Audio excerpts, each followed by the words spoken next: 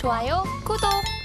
월요일 아침 8시 반입니다. 매일 아침 8시 반 저희 서울경제TV에서 센티멘탈 대 펀더멘탈 계속적으로 두 종목씩 말씀드리고 있습니다. 오늘도 힘차게 출발을 해보겠습니다. 오늘은 센티멘탈로 삼성 SDI 그리고 펀더멘탈로 잉글우드랩 이렇게 두 종목 되겠습니다. 자, 삼성 SDI 주가부터 좀 차트로 보겠습니다. 삼성 SDI 파란 줄로 이렇게 표현이 되어 있는데요. 1년 대비해서는 거의 50%까지 이렇게 밀려 내려와 있습니다.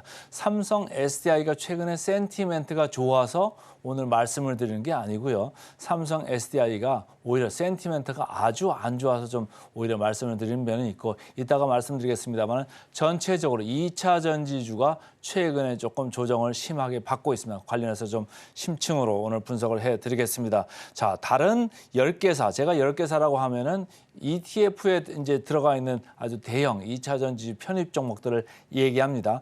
그런 것도 지금 연초 대비해서는 조금씩 밀리고 있죠. 제가 오늘 오프닝 멘트에서도 말씀을 드리고 2차 전지 주의보가 내릴 정도로 지금 2차 전지 쪽에 센티멘트가 안 좋습니다. 그런데 그것보다도 더 삼성 SDI는 안 좋다. 밸류에이션이 상대적으로 아주 낮은 편에 속함에도 불구하고 삼성 SDI는 최근에 더 밑으로 계속 내려가고 있습니다.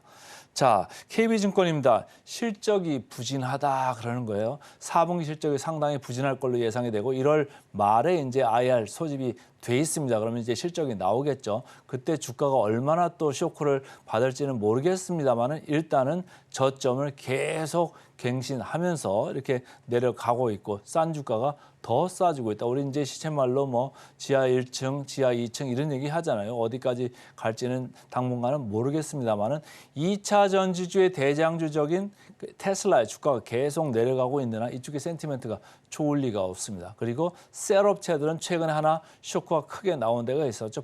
바로 LG 에너지 솔루션입니다. 영업이익률이 4분기에 보조금 빼면 1%밖에 안 됐어요. 그리고 보조금을 더하더라도 한 3, 4% 이렇게 됐던 건데 삼성 SDI는 거기보다는 좋습니다. 왜냐하면 고객사들이 뭐 BMW나 아우디 이런 데도 있고 리비안 이런 데도 있거든요. 그러니까 상대적으로 조금 럭셔리 브랜드과에 있는 그 BMW나 아우디 이런 쪽이기 때문에 일반 레거시 브랜드들이 EV 시장에서 조금 헤매는 것과는 달리 조금 그나마 낫거든요. 그나마 나음에도 불구하고 지금 이렇게 되는 거고 영업이익이 중대형 전지는 뭐 4분기에 전분기 대비해서 한 20% 정도 떨어질 것 같습니다. 소형 쪽은 이제 전동 공구로 들어가는 데죠. 거기도 전분기 대비해서 한 30% 정도 떨어질 것 같습니다. ESS 쪽도 지금 LFP 배터리들이 계속적으로 채택률이 올라가고 있기 때문에 아무래도 ESS 시장에서도 입지가 좀 줄어들고 있다. 그래서 전체적으로 업황 전망은 그렇게 밝지는 않습니다만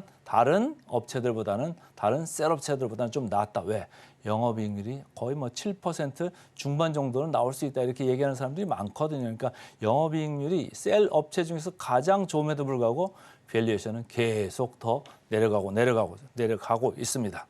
자, 이베스터 증권입니다. 그래서 역사적 밸류 최하단에 와 있다. 그래서 미국에서 IRA라고 해가지고 보조금 지급 대상 전기차가 차종을 좀 감소시켰죠.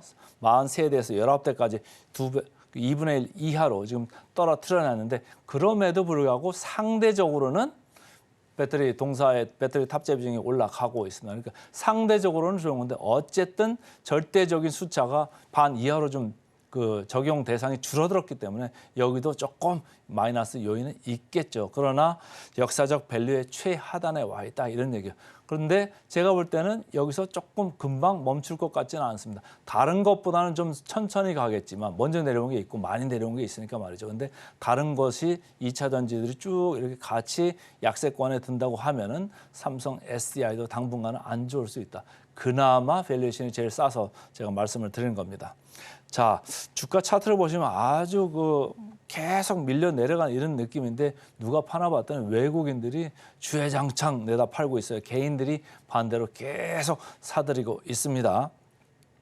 자, 공매 잔고율 이쪽은 아직 공매 이제 제한이 걸려있기 때문에 여기서 큰 움직임은 없죠. 0.2%니까 코스피 시장 평균 정도 지금 공매 잔고가 있다 이렇게 보시면 되고 자, 역사적 밸류 밴드로 봤을 때도 거의 최하단 부분까지 밀려 내려왔어요. 아직 그 최하단은 아닙니다만 조금 더 갈 수는 있습니다. 근데 어느 시점일지는 몰라도 곧 이제 바닥권을 형성을 하고 다른 거에 비해서는 상대적으로 그나마 날 수는 있다. 절대적인 걸 얘기를 하는 건 아닙니다. 근데 상대적으로 날 수 있다. 이렇게 센티를 먼저 말씀을 드리고 포워드 PER 보겠습니다. 제가 그 말씀드리는 이유 그리고 증권사들이 말씀드리는 이유가 포워드 PER이 2차 전지주 우리가 이렇게 얘기를 하면은 다 뭐 몇십 배 되는 거 아니야? 몇백 배 되는 거 아니야? 뭐 이런 얘기들을 많이 했잖아요. 근데 여기 보시는 바와 같이 에코프로비엠 코스닥에서 시가총액 1위 회사입니다. 97배입니다. 포워드 PER이니까 앞으로 12개월 후를 보는 거거든요. 97배. 이익이 성장을 많이 한다고 합니다마는 EPS가 이렇게 올라가는 거 대비해서도 97배는 여전히 상당히 높은 감이 있고요. 포스코 퓨처엔도 마찬가지입니다. 76.7배. 연초 이래로 주가 하락폭이 지금 가파라지고 있습니다. 삼성 SDI는 그거에 비하면 아주 양반이죠. 11.8배, LG 에너지 솔루션 35.7배. 물론 LG 에너지 솔루션은 이익 성장 모멘텀이 SDI보다는 훨씬 강하죠. 그럼에도 불구하고 삼성 SDI는 그나마 안정적인 걸 볼 거기 때문에 11.8배는 조금 이제 좀 볼만한 레벨로 들어가고 있다. 이렇게 보시면 되겠습니다. 자, 그러나 목표가 최근에 4분기 실적 안 좋다 이런 얘기들이 나오면서 계속적으로 내려가고 있고요.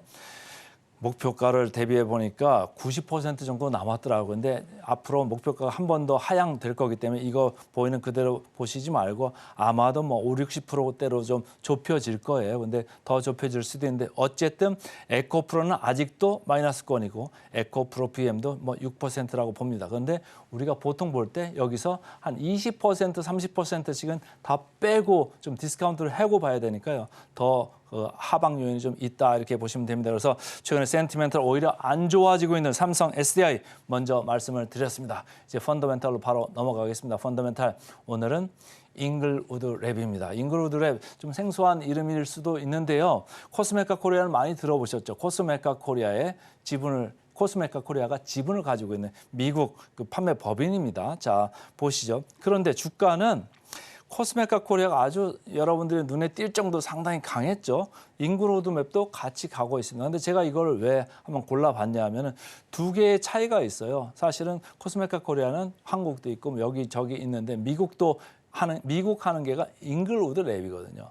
근데 어떻게 보면 약간 지주회사 격인데 지분을 가지고 있으니까 말이죠. 근데 잉글우드 랩만 보면은 미국 시장에서 아주 잘하고 있거든요. 근데 잘하고 있어서 사업회사에 대해서 좀 더 프리미엄을 줘야 되는 거 아니냐? 오히려 코스메카 코리아하고 좀 갭이 조금 줄여지지 않을까 이런 생각을 개인적으로 해봤습니다. 어쨌든 제가 팔로우하고 있는 추적 관찰하고 있는 6개 화장품 주 평균보다는 두 회사가 모두 잘하고 있다. 미국 시장에서 아주 선방을 하고 있기 때문입니다.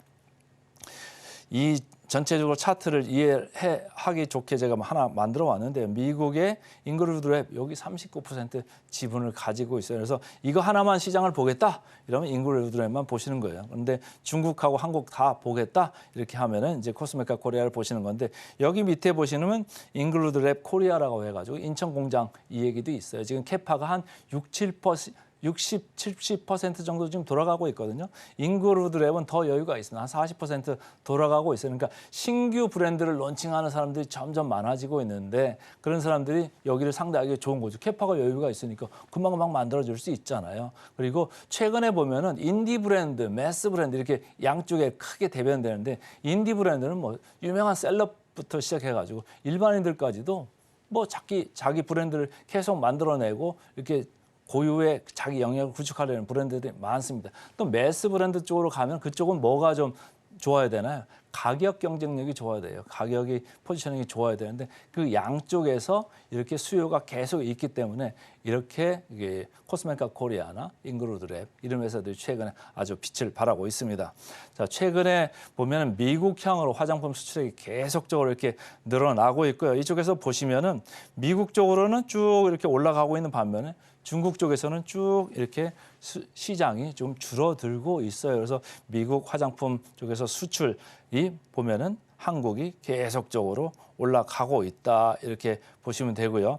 자, 이베스트 증권입니다. 미국에서 뜨는 K-메이드 증권, 한국에서 만든 화장품이 아주 인기가 있다 이런 얘기죠. 아까 말씀드린 인디 브랜드, 매스 브랜드 요거를 이제 말씀을 드리는 거고, 지금 선케어 프로덕트가 있습니다. 자외선 차단제 이런 것들은 미국 FDA에서 미리 승인을 좀 받아야 돼서 공장도 실사하고 승인을 받아야 되는데 이 회사는 벌써 업력이 상당히 오래됩니다. 20년 넘게 돼 있어서 다른 타사 대비해서 이런 거에 경쟁력이 좀 있다 이렇게 보시면 되고, 이익이 계속적으로 높아지고 있습니다. 그래서 영업 레버리지, 그러니까 영업이 조금만 잘 돼도 이익이 많이 늘어나는 걸 레버리지라고 하죠. 그래서 영업 레버리지도 있고, 최근에 주가가 괜찮습니다. 외국인 기관이 번갈아서 이렇게 매수를 하고 있다 보시면 되고, 제가 계산을 대충 해봤는데요. 이제 컨센서스가 나와 있는 건 아니고 24년으로 봤을 때 PER이 한 13배, PBR이 2.2배 정도 됩니다. 이게 어느 정도 되는 거냐면 코스메카 코리아, 코스맥스 요 중간 어디엔가 있습니다. 그래서 업계 평균은 지금 하고 있다. 그런데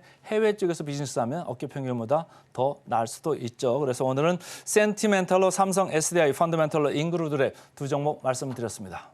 좋아요, 구독.